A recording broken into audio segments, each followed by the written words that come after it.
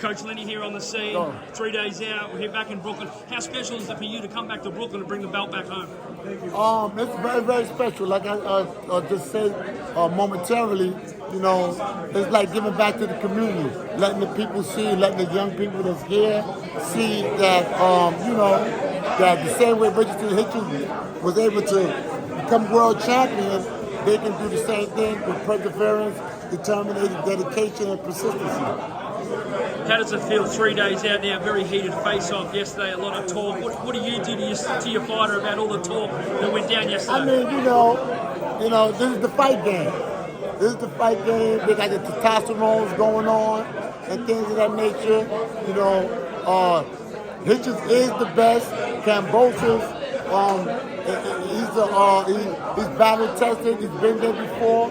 So you're gonna have that type of confrontation, if you will.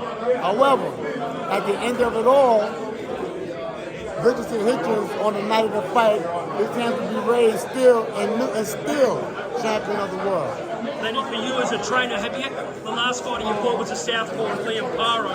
Have you had to change? Because you haven't fought a southpaw for a while, but now you go from southpaw back to orthodox. Have you had to change much to get back on that orthodox grind? You know, Hitchins stays in the gym.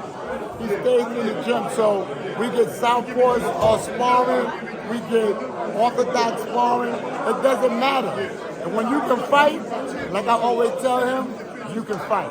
Do you think Kambosos, when he fought Haney, he went southpaw a couple of times? He even did it against Loma just a couple of times, sort of swing over. Would you think that he might go southpaw? Say that again? Do you think Kambosos might switch and go southpaw? If he does, we're prepared. If that's one of his strategies, then that would be a mistake on his part.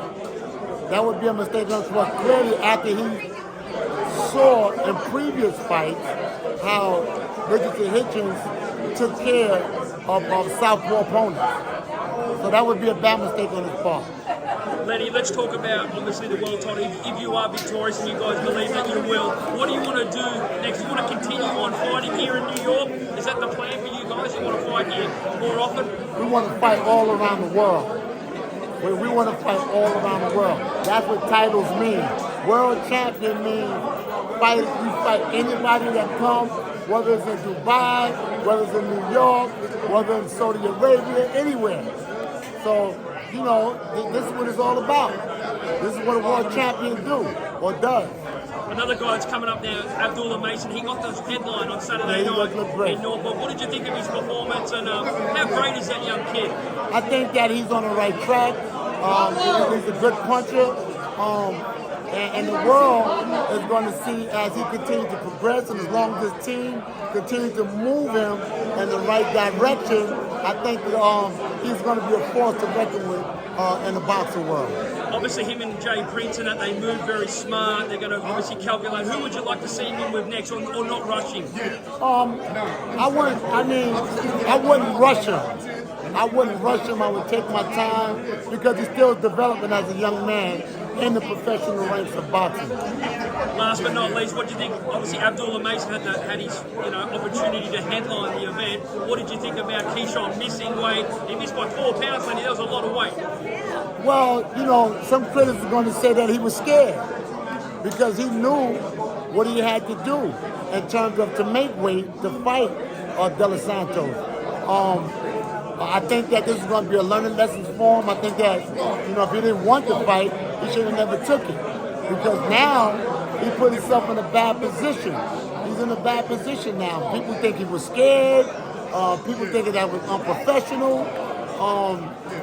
He's just in a bad position. And then subsequently, he goes and he fights the guy that beat his brother. I don't respect that. Yeah, what did you think of that, Lenny? And it was on ESPN. It's on camera. I think that he might need a psychiatric evaluation because to do something like that, it's embarrassing. It's embarrassing as a professional fighter. See the press conference tomorrow. Thank you.